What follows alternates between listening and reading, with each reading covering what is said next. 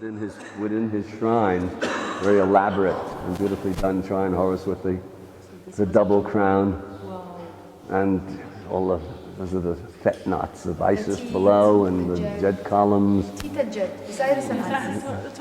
Osiris and Isis.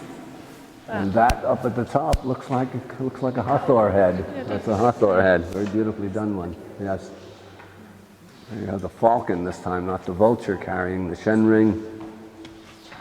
Another spectacularly beautiful. And that's Osiris. So. As the man, no? And there you see again.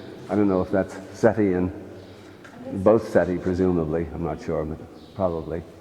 This is the cartouches, and Seti hammered out, but Osiris left intact. And here, the Serech, the palace facade that dates from pre-dynastic times, and they still retained the form. Here, the sort of checkerboard pattern, and I don't know if that's the Horus name of the king. Can you tell if that's the Horus name of the king, Clausen? The Horus name of the king, because they wrote the Horus name within the Serech, or is that really Horus? I know that's Horus, but I'm just wondering if it's the king's name in there. I don't see it. Okay.